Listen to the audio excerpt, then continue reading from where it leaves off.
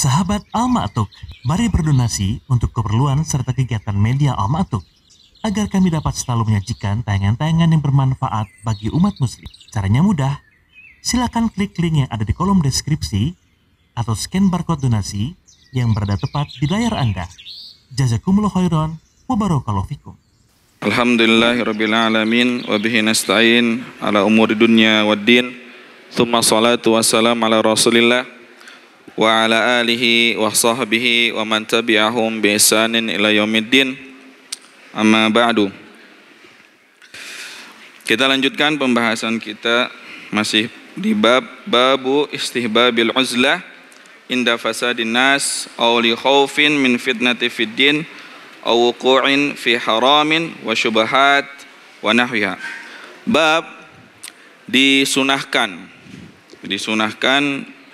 beruzlah atau menyendiri ketika manusia sedang dalam kerusakan atau takut fitnah tersebut mengenai agama kita, merusak agama kita, mempengaruhinya, atau kita terjatuh dalam keharaman dan juga perkara-perkara yang samar. Kita tidak tahu apakah perkara tersebut perkara yang betul ataupun salah. Kita tidak tahu hukumnya sampai kita bertanya kepada orang yang alim. Apakah ini secara mutlak ya harus beruzlah, harus menyendiri begitu?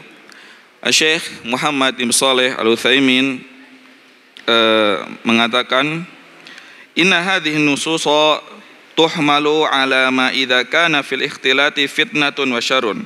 Ya, kata beliau, nas atau hadis-hadis yang disebutkan oleh Al-Imam Nawawi, ya ini dibawa kalau seandainya bersosialisasi dengan manusia itu terdapat fitnah atau kerusakan.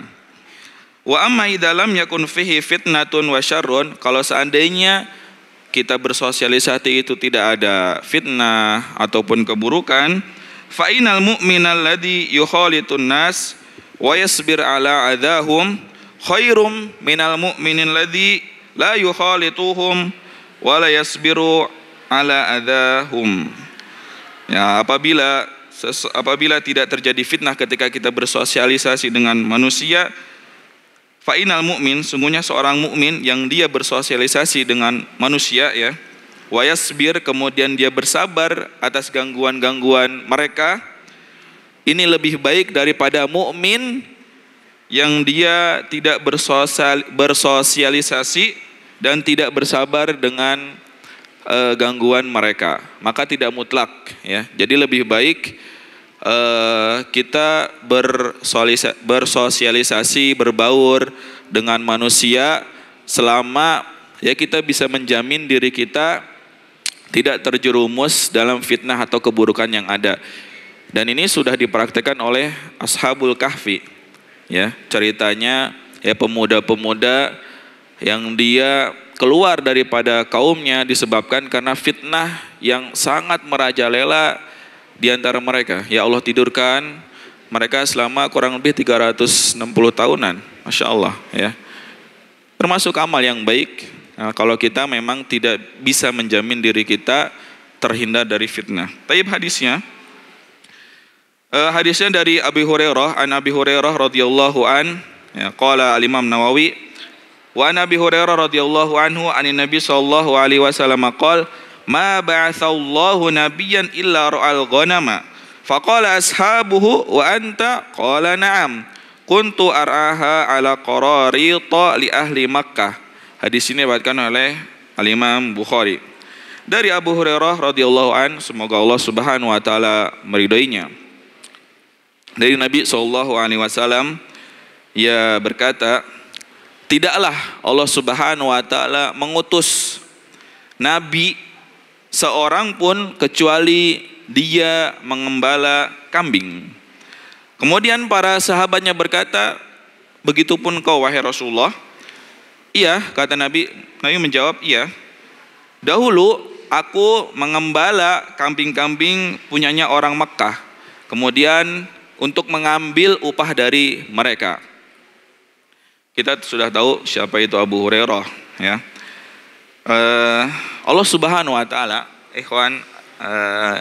ikhwani rahimakumullah, Allah Subhanahu wa taala menulis takdir kepada seluruh para nabi itu sebelum menjadi nabi atau rasul itu mengembala kambing. Begitupun dengan Nabi kita Muhammad sallallahu alaihi wasallam, ya. Beliau juga mengembala kambing dan disebutkan dalam buku-buku sirah, ya, kurang lebih umur beliau 12 tahun ketika dalam pengasuhan pamannya yaitu Abu Thalib. Ya, beliau mengembala kambing seperti nabi-nabi yang lain. Namun mengapa Allah Subhanahu wa taala memilih kambing, bukan unta, bukan kuda atau yang lainnya?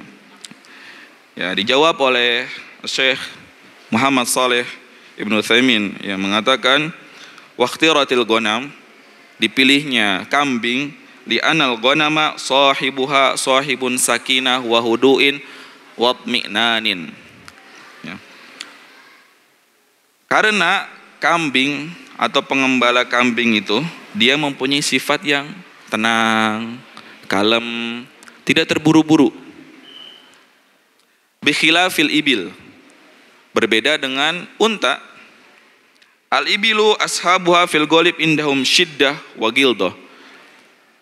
Kebanyakannya orang yang mengembala unta itu dia mempunyai sifat yang keras, egonya tinggi banget, ya. Li'anal ibila kadzalika fi asyiddah wal gildah.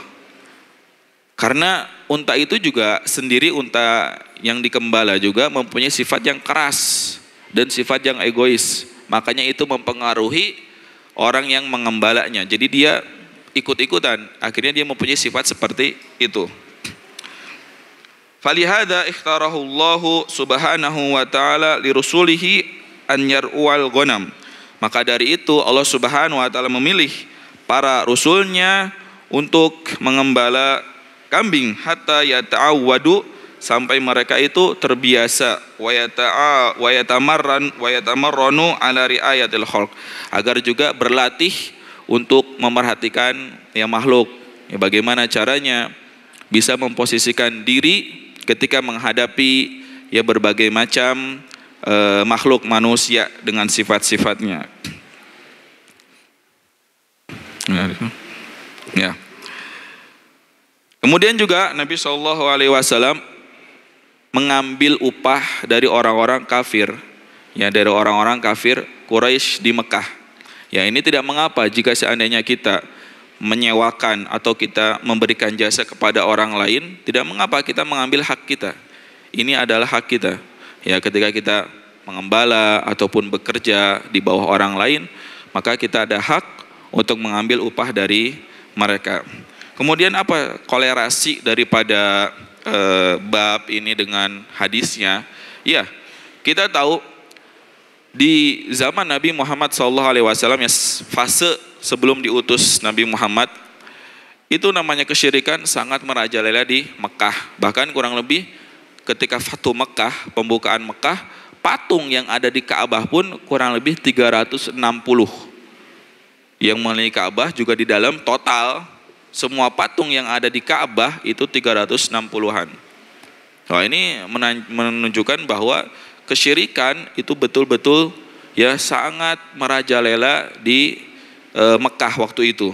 Ya, makanya untuk Allah Subhanahu, bentuk dari pada Allah Subhanahu wa taala menyelamatkan nabinya yaitu beruzlah dengan mengembala kambing di padang, ya, di padang rumput, ya, yang jauh daripada kota Mekah agar tidak terpengaruh dari keadaan yang terjadi di Mekah. Faedah yang bisa kita ambil, yang pertama, Allah Subhanahu wa taala mengajarkan kepada nabinya yaitu bentuk tawadhu, bentuk rendah hati. Karena apa yang mau dibanggakan, ya, daripada pengembala kambing. Dan ini juga para bukan dibanggakan, disombongkan daripada pengembala kambing apa. Dan juga para nabi itu mempunyai pekerjaan biasa saja, ya, seperti Nabi Ayub alaihissalam adalah seorang penjahit. Kemudian Nabi Zakaria adalah seorang pengrajin kayu dan seterusnya. Maka Allah Subhanahu wa taala mengajarkan kepada nabinya agar mempunyai sifat tawadhu, yaitu rendah hati. Padahal kita tahu Nabi Muhammad SAW adalah manusia yang paling baik. Manusia yang paling baik, manusia yang paling mulia. Ya, namun tetap Allah Subhanahu wa taala mengajarkan arti daripada tawadhu. Kemudian yang kedua, juga menunjukkan ya perhatian terhadap hewan yang lemah, yaitu kambing. Ya, kambing tidak bisa kita bawa untuk berperang, nggak mungkin. Membajak sawah juga nggak mungkin. Ya, beda seperti unta yang bisa dibawa safar, dinaikin, kemudian juga kuda bisa berperang, kambing tidak bisa. Ya, hanya bisa diperah susunya, ya, dimakan dagingnya saja, itu. Dan juga Nabi SAW diajarkan oleh Allah ya untuk melatih dirinya bahwa kambing ini mempunyai sifat yang bermacam-macam, ya. Makanya cocok sekali ya untuk seorang dai ya, ketika ingin mengetahui keadaan masyarakatnya, ya ini ya, ada yang jinak, ada yang buas, ada yang sulit diatur. Nah, ini bermacam-macam kambing itu, makanya cocok ya Allah Subhanahu wa taala untuk nabinya dijadikan pelajaran kambing ini. Kemudian yang ketiga, Rasulullah SAW juga diajarkan mandiri. Juga santri di sini diajarkan oleh mandiri. Rasulullah atau Nabi kita pun diajarkan mandiri oleh Allah Subhanahu wa taala, yaitu dia dengan mencari nafkah ya, karena tahu bahwasanya pamannya Abu Thalib itu orang tersohor, namun dalam keuangan keadaannya kekurangan. Maka Nabi SAW membantu pamannya dengan mengembala kambing, kemudian mengambil upah dari orang-orang yang mengambil jasanya beliau. Mungkin ini saja yang bisa Anda sampaikan, kurang dan lebihnya Anda minta maaf. Kita tutup dengan doa kafaratul majelis. Subhanakallah bihamdika, asyhadu an la ilaha illa anta, astaghfiruka wa atubu ilaik. Assalamualaikum warahmatullahi wabarakatuh. Sahabat Al-Ma'tuk, mari berdonasi untuk keperluan serta kegiatan media Al-Ma'tuk agar kami dapat selalu menyajikan tayangan-tayangan yang bermanfaat bagi umat muslim. Caranya mudah. Silakan klik link yang ada di kolom deskripsi atau scan barcode donasi yang berada tepat di layar Anda. Jazakumullah khairan wa barakallahu fikum.